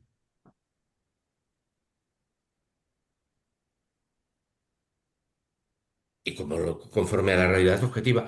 Pero es que todo es conforme a la realidad objetiva. Hasta lo que hace Trump es conforme a la realidad objetiva. O sea, la realidad objetiva no es una justificación para nada. Tampoco. O sea, son esas frases de Diamat. Yo pienso. En esto estoy mm, tan escaldado como Antonio Navas. Navas. No. En La todo caso, efecti- para quedarme tranquilo, a mí me parece sorprendente porque no creo que es un problema de Lukács. No es que Lukács no fuera un buen lector o no fuera un gran lector o que no estudiara o que o fuera una persona. No, es un intelectual de primera fila. Pero metemos la conjetura, puedo meter la pata, que la visión que se tuvo en muchos países de Europa del Este y muchos intelectuales de lo que fue el neopositivismo es que da pena. Es que da pena. Había militantes del Partido Comunista Austriaco. Hablan de ellos como si fueran una colla de reaccionarios que no tenían ni idea de nada. Y eran científicos de primera fila, filósofos de primera fila. Neurath es un filósofo importantísimo del siglo XX. Carnap, tres cuartos de lo mismo. Que no sé. Hans Hahn, por no hablar de 50.000 más. Es decir, no sé, me parece una barbaridad. Bueno, ya está. Dicho está. Sí, sí, esos eran rojos, eran comunistas. Esos austriacos que... sí. Otra cosa es que se quiere hablar de Quine. Pues Quine pues era un anticomunista y es cierto que tuvo relaciones con la Red Corporation. Bueno, pues sí, ese es un elemento muy importante de la filosofía analítica del siglo XX que tuvo vínculos bastante, bueno, no, bastante no, absolutamente criticables. Pero bueno, estamos hablando de alguien, es como si yo hablase de, yo qué sé, de la evolución política de no sé qué citar, marxista, que luego, no sé, Coletti. Coletti fue una marxista que influyó en 50.000 personas, yo fui una de ellas y luego acabó pues en manos del berlusconismo. De ahí que se infiere. Y que todo lo que escribió es una patata, una caca, un no sé qué, pues no sé, me parece que no, hay que ir con más matices y con más cuidado, ¿no? Bueno, simplemente por respeto a personas que creo que merecen respeto. Nada, ya está. No.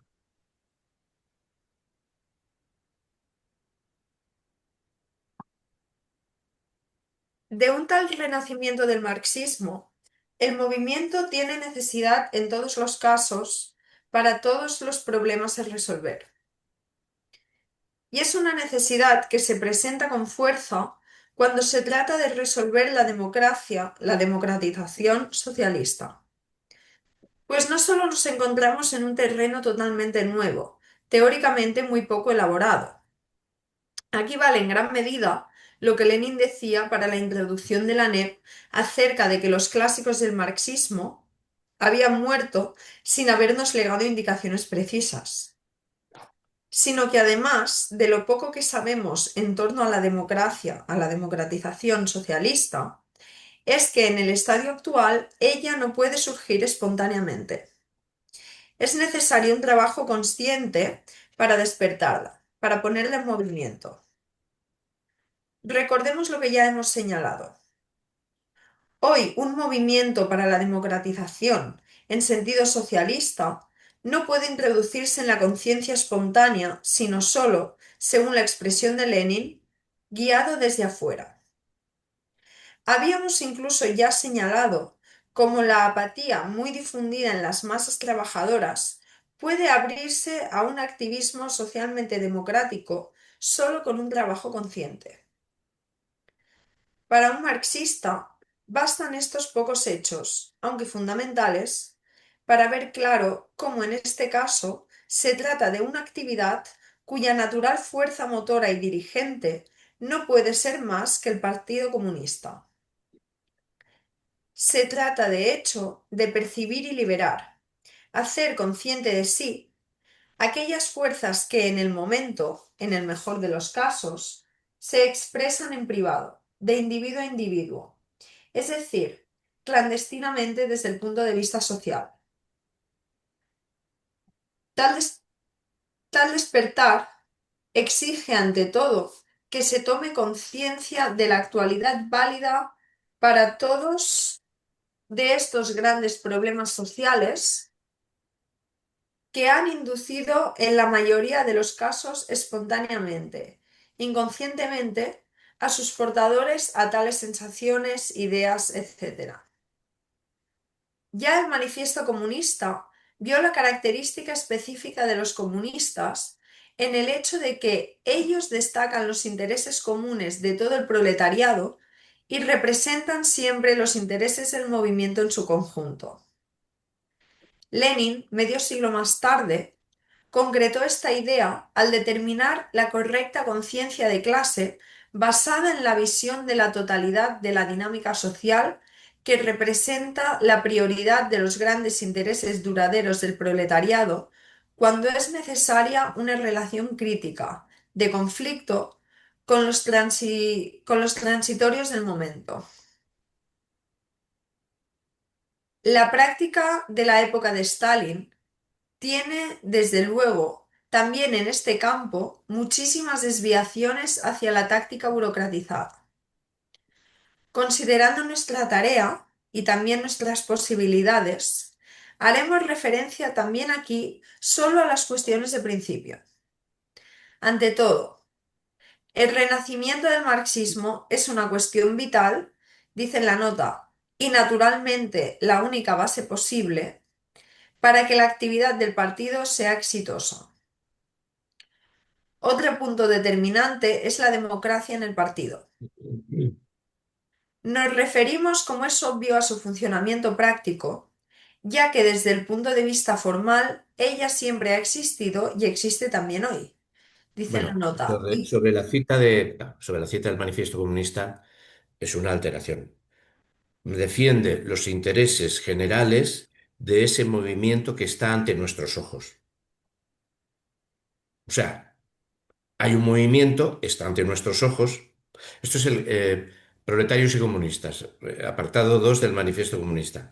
No es otra cosa que expresar las cosas generales de ese movimiento que está surgiendo ante nuestros ojos. O sea, el partido, en todo caso, es un ex post a ese movimiento que está surgiendo ante nuestros ojos. O sea, luego uno puede decidir lo contrario, pero apartado 2, proletarios y comunistas, es eso, ¿no? Es eso. O sea, no es el partido el que ha generado el movimiento, sino que se llama, bueno, además, el Partido de los Comunistas no defiende intereses particulares de uno, o sea, así comienza, ¿no? El del proletariado en general, ¿no? Es ese apartado que vale la... Es terrible que haya que leerlo palabra a palabra, porque no dice gran cosa, pero sí que expresa una cosa distinta a que el partido es el padre del movimiento, ¿no? O sea, son 30 40 líneas que están ahí, ¿no? Mm, Bueno, o sea, y luego uno puede, si se quiere, ser... Pero si el leninismo es científico, hablar de la democracia dentro del partido hay que refinarlo, ¿no? Eh, una democracia entre los distintos, bueno, en fin, entre qué, entre los distintos, mm, entre los debates teóricos de los científicos. O estamos hablando de la democracia de masas dentro del partido. O sea, son cosas a puntualizar, ¿no? Mm, creo que todos los problemas del comunismo a fecha de 1968 dan una complejidad que no cabe en estas líneas, a pesar de que él las sabe, ¿no? A pesar de que él las sabe. Él estuvo por la democracia del partido húngaro, a pesar de que consideraba que Nagy se estaba equivocando en lo teórico. Entonces, él ahí tiene dilemas, él tuvo dilemas, digamos, ¿no? Dilemas que desbordan todo esto, ¿no? Él lo contaba, Nagy no era muy bueno, no me parecía correcto, no me parecía interesante lo que él decía, pero entonces, en fin, pero el partido se había puesto muy... y las masas estaban en danza. Bueno, son esas cosas, ¿no?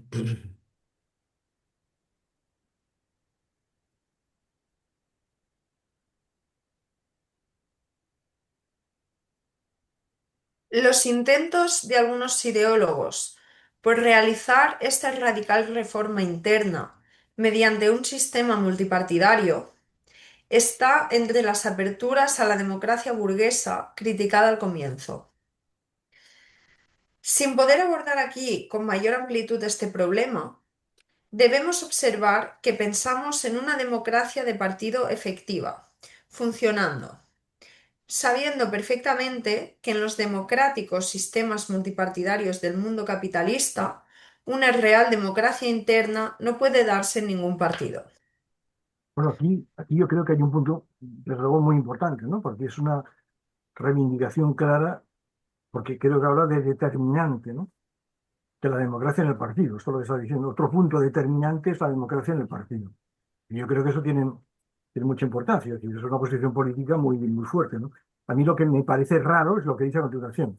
Los intentos de algunos ideólogos por realizar esta radical reforma interna mediante un sistema multipartidario está entre las aperturas a la democracia burguesa criticada al comienzo. Más allá de esas críticas, yo no sé a quién se está refiriendo, quién eran esos partidarios.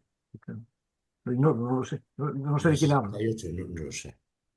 Y tampoco no afirmaría, pero bueno, esto puede ser secundario lo que dice al final. Debemos observar que pensamos en una democracia de partido efectiva funcionando, sabiendo perfectamente que en los democráticos, por entre comillas, sistemas multipartidarios del mundo capitalista, una red democrática, perdón, una real democracia interna no puede darse en ningún partido. Pues no sé si eso se puede afirmar, sinceramente. Tal vez sí, no lo sé. Pero en todo caso, me sorprende a quién se está refiriendo, no lo sé. No me hago idea. En concreto, el sistema checo de la época era multipartidario, No. porque era todo lo falsamente multipartidario que pudiera ser un partido. Bueno, Ya, pero bueno, O sí, sea, había más partidos, sí. había varios partidos en Checoslovaquia. O sea, bueno, No solo, el RDA en Polonia, creo que. en otro, ¿no? Sí, sí. Bueno, pero en Y el caso de eh, Checoslovaquia, es decir, estamos en un contexto en el que hay varios partidos más, digámoslo así, pero en cambio, digamos, en ese momento hay una gran democracia interna en el Partido Comunista Checoslovaco, ¿no? checoslovacos, sí, Creo. Me sí. parece que se dan ambas realidades al mismo tiempo, ¿no? Lo cual, digamos, refutaría en parte lo que acaba de confirmar este hombre, ¿no? No sé, tal vez se refiere a ello, sí, tal vez lo que dices tú. Pero entonces parece chocante, ¿no? Es como si luego se estuviera defendiendo la presencia de un único partido comunista democrático. Digo yo, no lo sé.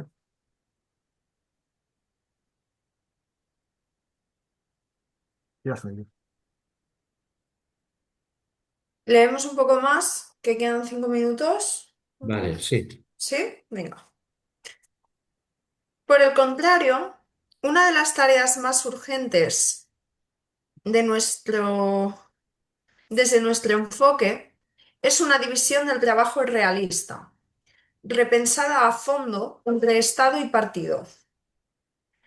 También a este respecto debemos limitarnos al punto más decisivo en términos de principio: las grandes tareas nuevas de la democracia socialista, de la democratización socialista, dice en la nota.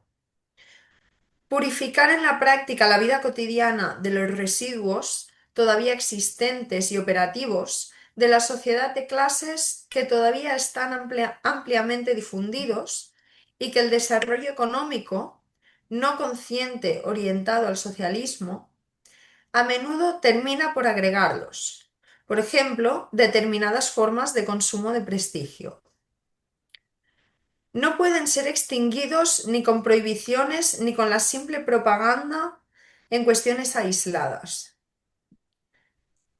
La profunda determinación de Lenin sobre el hábito puede entrar en acción efectivamente solo cuando el ser social, sobre todo el económico, pero naturalmente no solo este, adquiere poco a poco un contenido tal que las personas comienzan a abandonar sus pasiones, convencimientos, modos de actuar no verdaderamente humanos, con frecuencia antihumanos, confrontándolos con su existencia y con la próxima para construir su propia vida y las relaciones con los otros. Dos cosas ontológicamente indisolubles en el espíritu de un auténtico ser humano. Sin una reestructuración del mundo externo cotidiano, este cambio interno no puede tener lugar. Y si éste no se desarrolla en extensión y profundidad, no podrá nunca surgir una sociedad comunista, por mucho que se desarrolle la producción material. Nos podemos quedar aquí, quizá, ¿no? Mm. Mm, en- Sí, sí, parece que sí. Pero yo volvería a este paso porque creo que está bien, ¿eh? Este paso último que dice, yo creo que tiene tela. Sí. Lo que acabamos de leer, ¿qué os parece? Al contrario. desde por el contrario, digamos. Desde por el Sí, contrario, sí. retomamos el párrafo entero, ¿eh? Vale, Exacto, sí, Es muy interesante porque realmente. ya seguro que acabamos además el próximo Sí. día. sí. Con Esto lo es que de lo queda. que puedes cortar. No, Sí, corto grabación. desde luego, ¿no? Desde por el contrario, Por el no contrario, una de O las sea, tareas. repetiremos el párrafo, María Ángeles, Ah, ¿sí? vale, que repetimos. sí, Para la grabación, ¿eh? sí, sí. Por el contrario, una de las tareas más urgentes Vale, desde porque nuestro volvemos enfoque. a leerlo